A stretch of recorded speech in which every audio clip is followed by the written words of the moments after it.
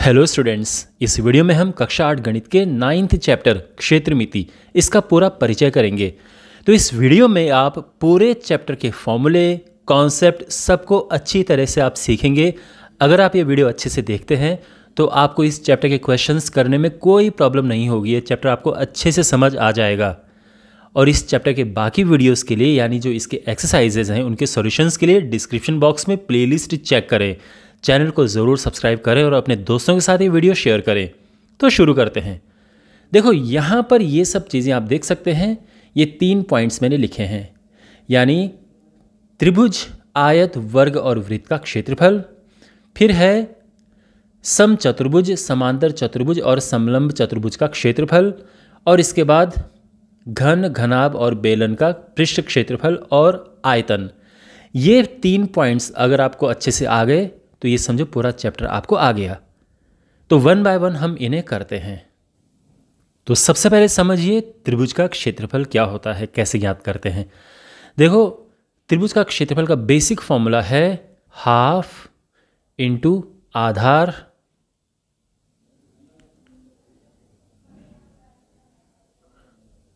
गुणा ऊंचाई। यह है फॉर्मूला। तो अगर हमारे पास कोई त्रिभुज है, इसका हमें अगर क्षेत्रफल ज्ञात करना है तो यहां पर आधार क्या होता है, ऊंचाई क्या होती है, ये देखो। देखो, ये त्रिभुज ABC है। इसमें आधार कोई भी साइड हो सकती है, इस बात का ध्यान रखना। अगर हम आधार लेते हैं BC तो ऊंचाई क्या होगी, इस पर जो लंब आएगा। तो A से यहाँ पर हम ये लाइन ड्रॉ करेंगे, ये 90 डिग्री पे, जो भी यहाँ पर इसको लंब कहते हैं, ठीक है। ये लाइन 90 डिग्री पे जो इस पे आएगी, इसको हम कहते हैं ऊंचाई। तो ये ऊंचाई है। तो इस बार अगर हमें इस हिसाब से अगर हमें क्षेत्रफल ज्ञात करना है तो ये होगा हाफ गुणा आधार, आधार है BC, गुणा ऊंचाई, ऊंचाई है AD। समझ रहे हैं ना आप। तो ये BC पूरा आधार हो गया और AD इसकी ऊंचाई हो गई। अब अगर हम मान लेते हैं कि इसको अगर आधार मान लो, तो C से इसमें 90 अंश का कोण डालेंगे। तो मान लो कि ये लाइन जा रही है C से, जो कि 90 अंश का कोण बनाती है। इस तरह से इसको मैं F ले लेता हूं। तो इस बार क्षेत्रफल क्या होगा, हाफ गुणा, अब आधार हो गया ये AB और ऊंचाई होगी CF। तो आप समझ रहे हैं। तो जो आधार होगा उसी के सामने से उस पर एक लाइन ड्रॉ करेंगे, एक लंब डालेंगे, वो ऊंचाई होती है। तो अगर हमारे पास कोई त्रिभुज है और इसमें ये दिया है यहाँ से यहाँ तक कि ये है, मान लो कि ये 4 है और यहाँ से यहाँ तक है 6। तो आप ये मत समझना कि अरे आधार तो नीचे होता है, हमें तो पता ही नहीं है, कैसे इसका क्षेत्रफल ज्ञात करेंगे। नो, कोई दिक्कत नहीं है। इसका जो हम क्षेत्रफल ज्ञात करेंगे वो क्या होगा, तो इस बार ही आधार है, ये आप देख सकते हैं, ये आधार है और इस पे ही ये लंब डाला गया है सामने के शीर्ष से, ठीक है। ये जो पॉइंट है इससे इसी पे लंब डाला गया है, तो ये ऊंचाई हो गई। इस बार ऊंचाई इसे कहेंगे। तो इसका क्षेत्रफल हो जाएगा हाफ इंटू आधार 6 है, 6 और ऊंचाई 4 है। तो ये कटेगा 3, 4 तियां 12 सेंटीमीटर स्क्वायर। इस तरह से तो त्रिभुज का क्षेत्रफल ज्ञात इस तरह से हम करते हैं। एक स्पेशल केस में आपको बता देता हूँ। हमारे पास जब त्रिभुज होता है समबाहु त्रिभुज, समबाहु त्रिभुज ऐसा त्रिभुज होता है जिसकी तीनों भुजाएं बराबर होती हैं। ये समबाहु त्रिभुज है। इसका अगर हमें क्षेत्रफल ज्ञात करना है तो इसका एक फॉर्मूला होता है, ध्यान रखना इस फॉर्मूले को। √3/4 इंटू भुजा का वर्ग। तो भुजा A मान लेते हैं, भुजा का वर्ग ये हो गया। इस फॉर्मूले को ध्यान रखना। अगर आपके पास समबाहु त्रिभुज है, यानी जिसकी तीनों भुजाएं बराबर हैं और एक भुजा A है, यानी अगर हमारे पास कोई समबाहु त्रिभुज है और इसकी एक भुजा है 4 सेंटीमीटर और हमें इसका क्षेत्रफल ज्ञात करना है, तो इसका क्षेत्रफल होगा √3/4। देखो हम ये वाला फॉर्मूला यूज़ कर रहे हैं। और भुजा का वर्ग, भुजा है 4, 4 का वर्ग कर देंगे हम। तो वर्ग का मतलब क्या होता है कि उसका आपस में ही गुणा है 2 बार। तो 4 से 4 कटेगा और इसका आंसर आ जाएगा 4√3 सेंटीमीटर स्क्वायर। तो ये है, ये एक स्पेशल केस है, लेकिन इसका मेन फॉर्मूला ये है। तो आई होप त्रिभुज का क्षेत्रफल आपको समझ आ गया होगा। देखो दोस्तों, आयत एक ऐसी आकृति होती है, बिल्कुल चौकोर होती है, और इसमें ये आमने सामने की भुजाएं बराबर होती हैं। ये इसके बराबर है, ये इसके बराबर है, इसके कोण 90 अंश के होते हैं। तो ये एक आयत की आकृति है। ये होती है लंबाई, लंबाई को L से हम दर्शाते हैं, चौड़ाई को B से दर्शाते हैं, ब्रेड्थ, लेंथ ब्रेड्थ, लंबाई चौड़ाई। इसका क्षेत्रफल होता है सिंपल लंबाई गुणा चौड़ाई। L लंबाई है, B चौड़ाई है, ये ध्यान रखना, ठीक है। आप चाहो तो पूरा फॉर्मूला लिख दो, लंबाई गुणा चौड़ाई, या इतना ध्यान रखो। इसकी परिमाप बहुत महत्वपूर्ण है, तो आप परिमाप भी ध्यान रखिए। आयत की परिमाप, आयत की परिमाप होती है 2 × लंबाई प्लस चौड़ाई। तो लंबाई और चौड़ाई, लंबाई प्लस चौड़ाई, और उसको 2 से गुणा कर दो, तो आयत की परिमाप। परिमाप क्या होता है? परिमाप बाउंड्री होती है। यानी यहाँ से आप चले, फिर इधर चले, फिर इधर चले, फिर इधर चले, तो कितना चले वो हम इस फॉर्मूले से निकाल सकते हैं। तो मान लो कि कोई आयताकार एक मैदान है जिसकी लंबाई 50 मीटर है, चौड़ाई 20 मीटर है। तो इसकी परिमाप और इसका क्षेत्रफल क्या होगा? तो अगर हमें इसकी परिमाप ज्ञात करनी है तो कौन सा फॉर्मूला हम लगाएंगे? 2 × L + B, लंबाई प्लस चौड़ाई। तो लंबाई है 50, चौड़ाई है 20, ये हो जाएगा 2 × 70 यानी 140 मीटर। तो ये इसकी परिमाप होगी। यानी अगर आपको केवल एक चक्कर इसका मारना है तो आपको इतना चलना पड़ेगा। और अगर हमें इसका क्षेत्रफल ज्ञात करना है तो ये होगा लंबाई गुणा चौड़ाई, यानी 50 × 20, और ये हुआ 1000, 5 × 10, 2 0 लग जाएंगे, 1000 मीटर वर्ग। अब आते हैं वर्ग पे। देखो, वर्ग एक ऐसी आकृति होती है जिसकी चारों भुजाएं बराबर हों और चारों कोण 90 अंश के होते हैं। तो ये वर्ग है क्योंकि इसकी चारों भुजाएं बराबर हैं और चारों कोण 90 अंश के हैं। तो ये एक वर्ग हो गया। इसका क्षेत्रफल होता है भुजा का वर्ग। तो चारों भुजाएं बराबर ही हैं, कोई भी एक भुजा उठा लो, उसका वर्ग कर दो, इसका क्षेत्रफल हो जाएगा। मान लो कि इसकी भुजा है 4 सेंटीमीटर और हमें इसका क्षेत्रफल ज्ञात करना है। तो 4 का वर्ग कर देंगे, 4 × 16 सेंटीमीटर स्क्वायर, ये आंसर आ जाएगा। समझे? और अगर हम इसकी परिमाप ज्ञात करनी है तो आप देख सकते हैं बिल्कुल मुश्किल नहीं है। परिमाप क्या है? चारों को जोड़ दो, 4a आ जाएगा, 4 × भुजा। भुजा को अगर आप a लिखना चाहो तो 4a हो जाता है, ठीक है, सीधा है। ये 4 है, ये 4 है, ये 4 है, ये 4 है, चारों को प्लस कर दो, 4 × 16 हो जाएगा। अगर मैं इस क्वेश्चन की बात करूँ तो अगर इस क्वेश्चन की परिमाप निकालनी हो तो 16 हो गया। तो 4a कैसे आया है? ये a है, ये a है, ये भी a, चारों को प्लस कर दो, 4a। ये परिमाप का फॉर्मूला, बहुत बेसिक चीज़ है ये तो आपको समझ आ गया होगा। और अब इसके बाद है वृत्त। बहुत बेसिक है पर ये बताना ज़रूरी है क्योंकि आगे चीज़ें इन पर आधारित हैं बहुत सारी। देखो, अगर हमें देखो वृत्त में क्या क्या चीज़ें होती हैं। ये वृत्त है और ये वृत्त की त्रिज्या होती है। वृत्त की त्रिज्या को हम r से डिनोट कर सकते हैं। तो ये वृत्त की त्रिज्या है, OA वृत्त की त्रिज्या। तो अगर हमें वृत्त की परिधि क्या लिखनी है, परिधि यानी बस बाउंड्री, यानी आपने चलना शुरू किया यहाँ से और आप बिल्कुल इसकी बाउंड्री ऐसे चले आप इस तरह से। तो यानी आप कितना चले? तो इसके लिए फॉर्मूला है 2πr। वृत्त की परिधि का ये फॉर्मूला है। r यहाँ पर त्रिज्या है और पाई तो आप जानते ही हैं, जैसे हम रखते हैं ना, कभी 22/7 रख देते हैं, कभी 3.14 रख देते हैं, तो पाई का ये जो मान होता ही है।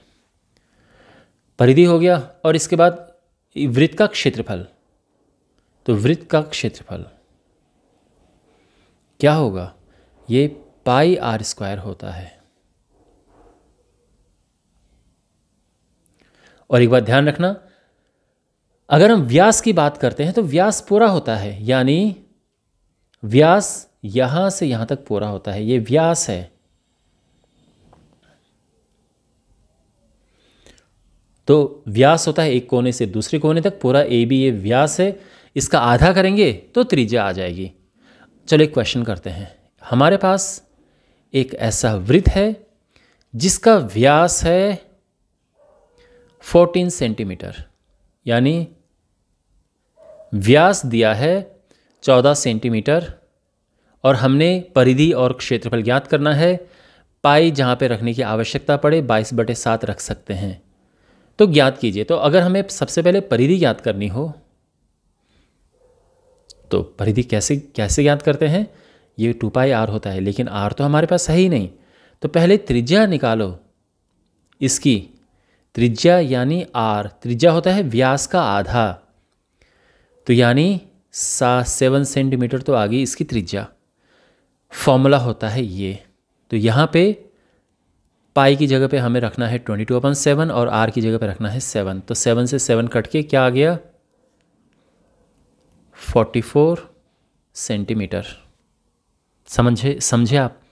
और अगर हमें इस वृत्त का क्षेत्रफल ज्ञात करना है तो फॉर्मूला लगाना पड़ेगा पाई आर स्क्वायर। पाई फिर से 22/7 और r क्या है? 7 सेंटीमीटर। तो ये हुआ 7 का वर्ग, है ना, ये स्क्वायर है यहाँ पे। वर्ग का मतलब हम 2 बार इसको गुणा कर रहे हैं। तो 7 से 7 कटा, और 22 सते क्या होगा? 154, 154 ही होगा ना, 7 दूनी 14 4 1, हाँ ठीक है, इतना सेंटीमीटर का स्क्वायर।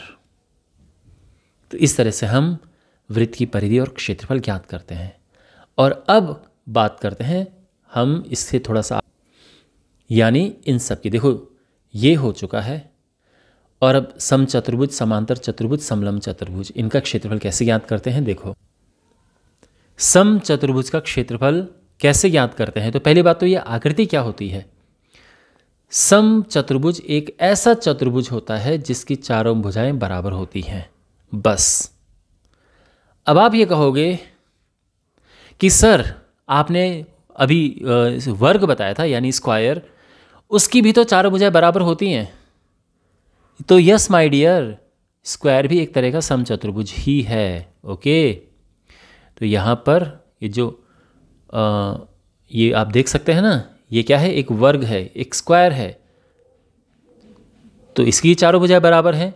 तो स्क्वायर जो है यानी वर्ग एक प्रकार का समचतुर्भुज ही है। यह अलग बात है कि इसमें एक्स्ट्रा इन्फॉर्मेशन ये है कि केवल वही समचतुर्भुज वर्ग होगा जिसमें एंगल 90 होगा। इसके अलावा अगर एंगल ये 90 नहीं है तो वर्ग नहीं होगा, बाकी समचतुर्भुज तो होगा। तो यानी वर्ग भी एक टाइप का समचतुर्भुज है, लेकिन आप इसे वर्ग नहीं कह सकते क्योंकि अब ये 90 नहीं है। समचतुर्भुज की केवल एक शर्त है, चारों भुजाएं बराबर होनी चाहिए, लेकिन वर्ग में एक्स्ट्रा शर्त जुड़ जाती है कि कोण भी 90 अंश होना चाहिए। अब तो समझ गए होंगे आप। चलिए, इसका क्षेत्रफल ज्ञात करने के लिए हमें ज्ञात करनी पड़ती है इसके विकर्ण, इनको कहते हैं विकर्ण। तो बड़ा विकर्ण जो है ये D1 ले लेते हैं और छोटा विकर्ण D2 ले लेते हैं, ये विकर्ण है।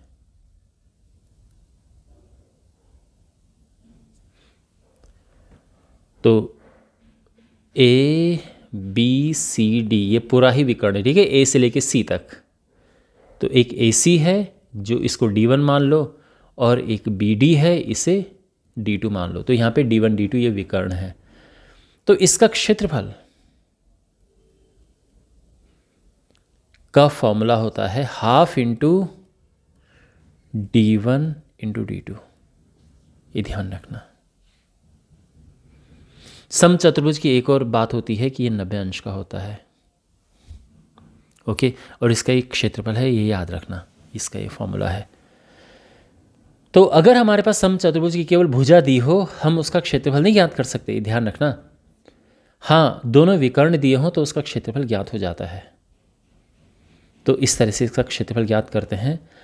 और अब हमारे पास है समांतर चतुर्भुज। देखो, समचतुर्भुज समांतर चतुर्भुज आपको बहुत एक जैसे दिखेंगे, इसलिए मैं एक साथ आपको दोनों बता रहा हूँ।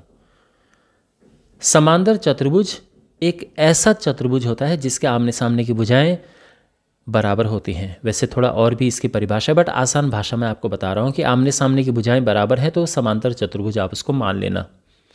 ओके। और इसका क्षेत्रफल अगर हमें ज्ञात करना है तो बहुत सिंपल तरीका है। ये आधार हमें पता होना चाहिए और ऊंचाई पता होनी चाहिए।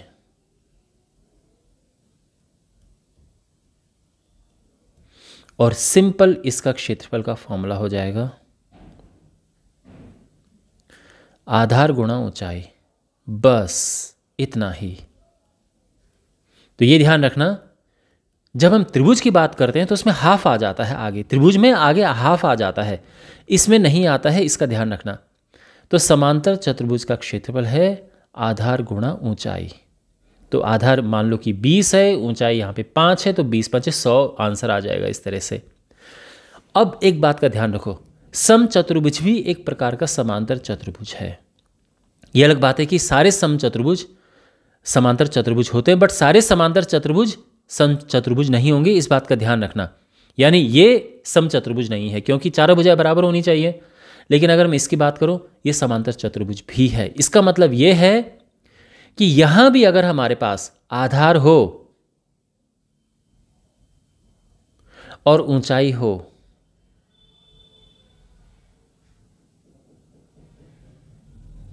तो यहां भी हम क्षेत्रफल इस फॉर्मूले से ज्ञात कर सकते हैं, इस बात का ध्यान रखना। तो सेम फॉर्मूला इसमें भी लग जाएगा अगर हमारे पास समचतुर्भुज में ऐसी इंफॉर्मेशन है। ओके, तो इस बात का ध्यान रखना, ऊंचाई और आधार इस तरह से होना चाहिए। और अब है समलंब चतुर्भुज। देखो, समलंब चतुर्भुज एक ऐसा चतुर्भुज है जिसमें केवल एक भुजा का युग्म, विपरीत भुजाओं का केवल एक युग्म समांतर होता है, यानी ये समलंब चतुर्भुज है। ओके, इस बात का ध्यान रखना, केवल एक भुजा को युग्म अगर समांतर है तो हम उसको समलंब चतुर्भुज कह सकते हैं। ओके, तो यहां पर अब इसमें और भी सारी चीजें हैं, यानी अब आप कहोगे कि सर अगर ये समांतर होंगे तो फिर हम उसको समलंब नहीं कहेंगे क्या? बिल्कुल, तब भी कहेंगे। तो फिर आप बोलोगे सर ऐसे तो ये भी समलंब चतुर्भुज हो गया। बिल्कुल है, समांतर चतुर्भुज भी एक प्रकार का समलंब चतुर्भुज है, ये भी एक प्रकार का समलंब चतुर्भुज है। ओके, लेकिन ध्यान रखना, हर एक समलंब चतुर्भुज समांतर चतुर्भुज नहीं होता है, यानी ये समांतर चतुर्भुज नहीं है। समांतर चतुर्भुज में आमने सामने दोनों पेयर बराबर होने चाहिए, दोनों समांतर होनी चाहिए। इसमें बस एक पेयर समांतर हो जाए, बस कंडीशन पूरी हो जाती है। एनीवे, ज़्यादा कंफ्यूज होने की ज़रूरत नहीं है। समलंब चतुर्भुज में विपरीत भुजाओं का एक युग्म समांतर होता है। तो अगर ये ए है, ये बी, तो और इनके बीच की ऊंचाई, इसको हम h ले लेते हैं,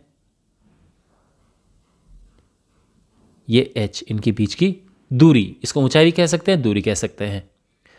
तो इसका क्षेत्रफल का फॉर्मूला ये बहुत इंपॉर्टेंट है, इससे बहुत सारे क्वेश्चन है आपके पास। ये होता है हाफ इंटू समांतर भुजाओं का योग गुणा समांतर भुजाओं के बीच की दूरी। ये ध्यान रखना, ठीक है। ये वीडियो रिकॉर्ड हो रहा है तो आप ये चीज़ 10 बार सुन सकते हो, बार बार ये बात सुनो। फॉर्मूला क्या है? हाफ इंटू समांतर भुजाओं का योग, तो समांतर भुजाएं ए और बी हैं, उनका योग गुणा समांतर भुजाओं के बीच की दूरी, तो समांतर भुजाएं ये हैं, इनके बीच की दूरी h। इस तरह से इसको याद रखना तो आप कभी कंफ्यूज नहीं होंगे। तो ये इसका क्षेत्रफल का फॉर्मूला है। ओके, तो यहाँ पर अब आप तीनों में अंतर समझ लीजिए कि समचतुर्भुज कैसा होता है, समांतर चतुर्भुज कैसा होता है, समलंब चतुर्भुज कैसा होता है। तो तीनों आपके सामने हैं, तो आप इसको अच्छे से समझो तो आगे कन्फ्यूज़न नहीं होगी। ऑलराइट, और अब हमारे पास है ये घन घना बेलन, इसका पृष्ठीय क्षेत्रफल और आयतन हमें ज्ञात करना है। और ये यहाँ पर इनको क्या कहते हैं? ये 3D शेप्स हैं, त्रिविमीय। 3D किस तरह से? क्योंकि जैसे अगर मैं इसकी और इसकी बात करूं तो ये 2D शेप कहते हैं इनको। 2D, ये आकृतियाँ 2D हैं और ये 3D है। 2D मतलब 2 डायमेंशनल, जो 2 विमाओं में है। जैसे जिसको हम पेपर पे ड्रॉ कर सकते हैं, जैसे त्रिभुज को पेपर पे ड्रॉ कर सकते हैं, जैसे यहाँ चतुर्भुज को पेपर पे ड्रॉ कर सकते हैं। लेकिन अगर हमें घन घनाभ बेलन को पेपर पे ड्रॉ करना हो तो प्रॉपरली ड्रॉ नहीं होगा। मतलब कोशिश हम कर सकते हैं कि घन हम ये बना दें कि ये हो गया, लेकिन इसमें लंबाई चौड़ाई के साथ में गहराई भी होती है, तो इसलिए 3 विमाएँ हो गई। और इसमें आयतन भी होता है, इसलिए आप नोटिस करोगे कि इसमें आयतन आ गया है। इनमें क्योंकि ये 2 विमाओं में है, बिल्कुल एक प्लेन में है, तो इन दोनों में आयतन नहीं होता है। इनमें आयतन भी होगा, घन, घनाभ और बेलन में। तो इसका पहले आप सीखेंगे कि पृष्ठीय क्षेत्रफल क्या है और उसके बाद आयतन कैसे इसका ज्ञात करते हैं। तो सबसे पहले घन। देखो, घन एक ऐसी आकृति होती है जिसमें लंबाई, चौड़ाई और ऊंचाई तीनों बराबर होते हैं। तो ये एक ऐसी आकृति है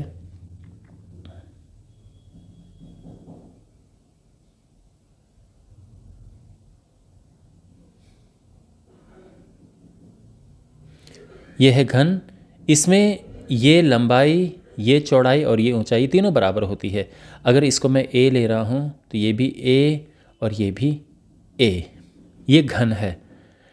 अब इसमें देखो क्या क्या चीज़ें होती हैं इसमें एक तो आप देख सकते हैं दीवारें हैं, 4 दीवारें हैं और एक नीचे और ये ऊपर है ना। 4 दीवारें, एक नीचे आधार है और एक छत है। टोटल 6 इसमें फलक हैं, 6 चीज़ें हैं। तो अगर क्वेश्चन ये है कि दीवारों का क्षेत्रफल क्या होगा, तो जब हम केवल दीवारों के क्षेत्रफल की बात करेंगे, इसको हम कहते हैं पार्श्व पृष्ठ। याद रखना, पार्श्व पृष्ठ। जो खड़े में है, जो दीवारें खड़ी होती हैं तो उसको हम पार्श्व पृष्ठ कहते हैं। और वो क्या होगा? देखो कितनी दीवारें हैं? 4 दीवारें हैं। एक दीवार का क्षेत्रफल है a²। याद है, इसकी दीवारें वर्गाकार हैं क्योंकि लंबाई चौड़ाई बराबर है, तो इसका क्षेत्रफल क्या होता है? वर्ग का a², भुजा का वर्ग। अब क्योंकि 4 दीवारें हैं तो 4a²। तो घन की 4 दीवारों का क्षेत्रफल ये होता है। अगर मैं कुल क्षेत्रफल की बात करूं, जिसको हम संपूर्ण क्षेत्रफल कहते हैं, तो ये हो जाएगा। अब इसमें कितने हैं? संपूर्ण यानी 4 दीवारें, एक ऊपर एक नीचे, तो टोटल 6 साइड हो गई, 6a² हो गया। a यहाँ पर भुजा है, ध्यान रखना, a एक भुजा है। तो इस तरह से ये घन है। अब आयतन बड़ा आसान है। आयतन होता है भुजा का क्यूब, कोई भी एक भुजा, क्योंकि सभी बराबर हैं, उसका क्यूब। तो ये फॉर्मूले, तीनों फॉर्मूले, ठीक है, ये भी फॉर्मूला, ये भी है और ये भी है। अब घनाभ। देखो घन और घनाभ में क्या अंतर है? घन में तीनों चीज़ें बराबर होती है, लंबाई, चौड़ाई, ऊंचाई। घनाभ में तीनों बराबर नहीं होंगे, या तो तीनों अलग अलग होंगे या कोई 2 इक्वल हो सकते हैं, पर तीनों इक्वल तो बिल्कुल नहीं होंगे। तो यहाँ पे जैसे ये हम लें अगर इस तरह से, तो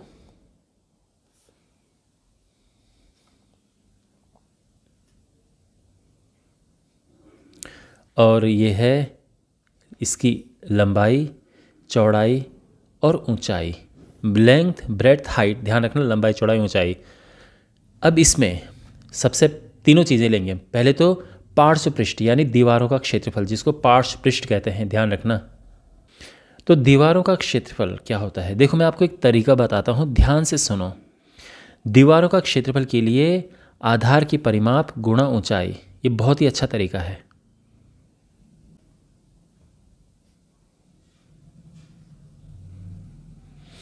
आधार की परिमाप गुणा ऊंचाई। आधार की परिमाप क्या होगी? यहाँ पे सोचो ज़रा, इसका आधार कैसा है? इसका आधार है आयताकार। आयताकार यानी जिसमें लंबाई है, चौड़ाई है। आयत की परिमाप क्या होती है? आयत की परिमाप क्या होती है? तो मैंने बताया था ना, 2 × L प्लस बी, पीछे बताया था ना, आयत की परिमाप, कहाँ गया आयत, ये 2 इंटू एल प्लस बी, 2 गुणा लंबाई प्लस चौड़ाई, तो ये है आयत की परिमाप, और इसमें गुणा कर देंगे हम किसका, ऊंचाई का, तो इंटू एच आ गया। तो ये दीवारों का क्षेत्रफल है, याद रखना। और अब बात करते हैं संपूर्ण पृष्ठ की। संपूर्ण पृष्ठ कहते हैं उसको, या संपूर्ण क्षेत्रफल कह लो, या संपूर्ण पृष्ठ क्षेत्रफल कह लो, बात एक ही है।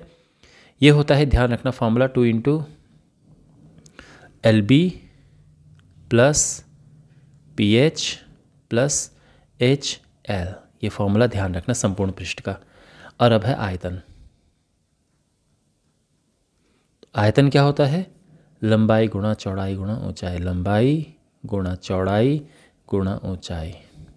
समझे, ये घनाभ के फॉर्मूले हैं, तो कीप इन माइंड 3 फॉर्मूले। दीवारों का क्षेत्रफल, ये मैंने तरीका बताया आपको, ठीक है। आप चाहो तो डायरेक्ट फॉर्मूला याद कर सकते हो, बट अगर आपको ये ट्रिक याद रही तो ये बड़ी काम आती है, तो ये ध्यान रखना। संपूर्ण पृष्ठ और ये आयतन। अब बेलन, तो ये बेलन है, ध्यान रखना, नीचे आधार और ऊपर छत, दोनों ही बिल्कुल वृत्ताकार है, बिल्कुल वृत्त है, और इसकी ऊंचाई, हाइट ये है, ये त्रिज्या है आधार की, तो ऊपर भी बिल्कुल सेम ही होगा। तो आधार की त्रिज्या, इसको अगर हम r ले लें, हाइट को अगर हम h ले लें, तो देखो अब यहाँ पे क्या क्या चीज़ें होती हैं। तो सबसे पहले इसका पार्श्व पृष्ठ, जिसको वक्रीय पृष्ठ भी कहते हैं, वक्र पृष्ठ, ध्यान रखना, वक्र पृष्ठ और पार्श्व पृष्ठ दोनों इसमें एक ही बातें हैं,